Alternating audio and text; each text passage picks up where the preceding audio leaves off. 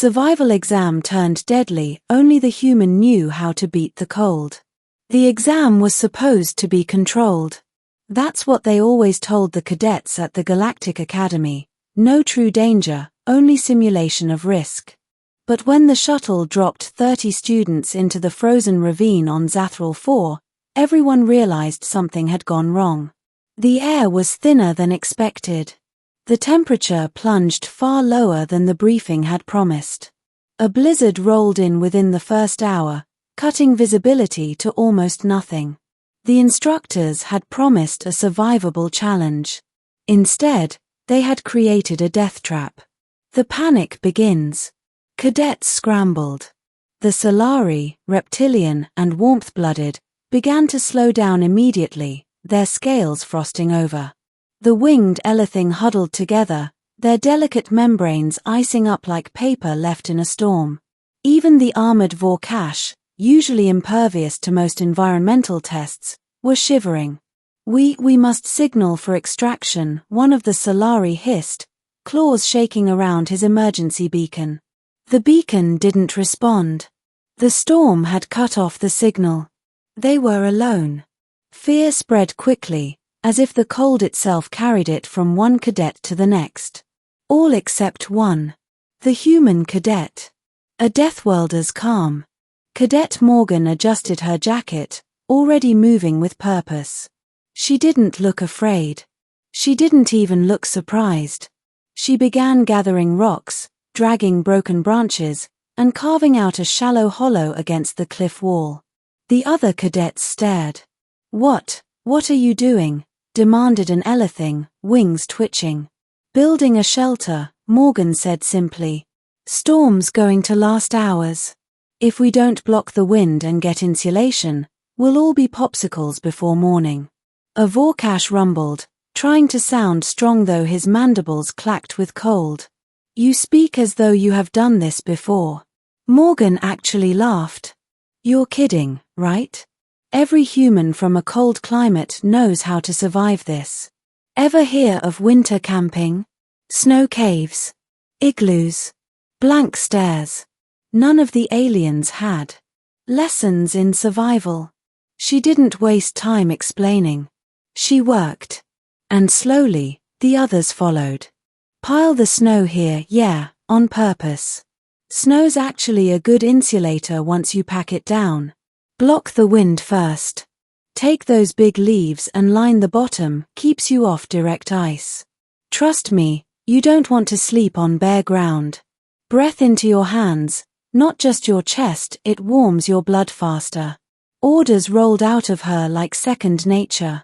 The cadets obeyed, partly out of desperation, partly out of awe. The Solari cadet muttered, "How do you know all this? You're acting like this is normal." Morgan smirked.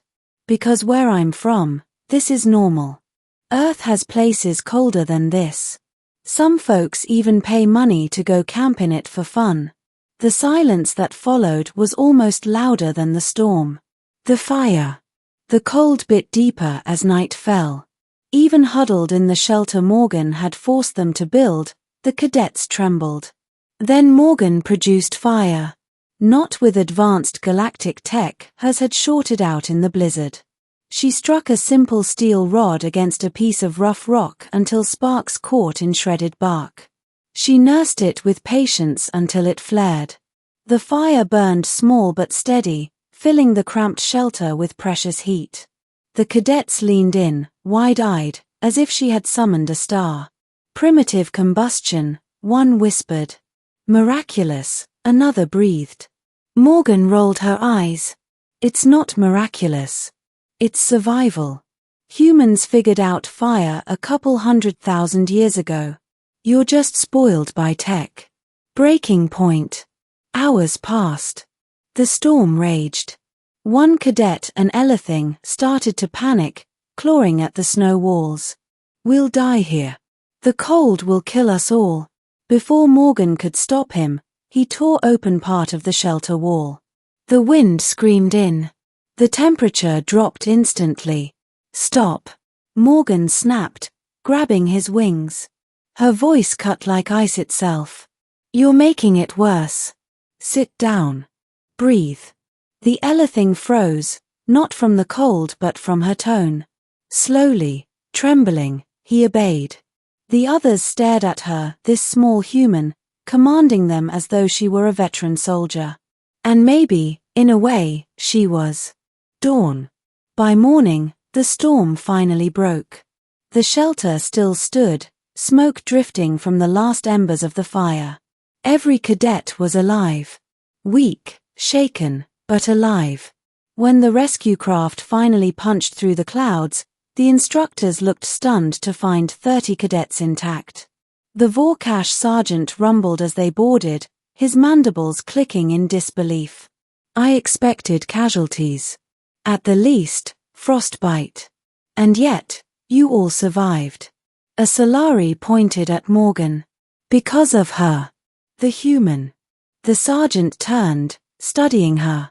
How? Morgan shrugged, tightening her frost-stiff gloves. You dumped us into a snowstorm. I grew up camping in worse. Next time, maybe try something harder. The sergeant's eyes widened. He was old enough to recognize the weight of her words. The others whispered. The rumor would spread through the academy like wildfire. Deathworlders didn't just survive the impossible. They made it look easy. Aftermath. In the weeks that followed, the story of the cold test became legend. Aliens who once mocked humanity now stared with uneasy respect. They spoke in hushed tones about the fire, the shelter, the human laughter echoing in the storm. For Morgan, it was just another day. Another winter. Another chance to prove that Earth's children carried a resilience no simulation could ever prepare for. But for the galaxy, it was a warning. If a single human cadet could lead 30 aliens through certain death with nothing but instinct and willpower, what could all of humanity do, united, on the true battlefield? The answer terrified them.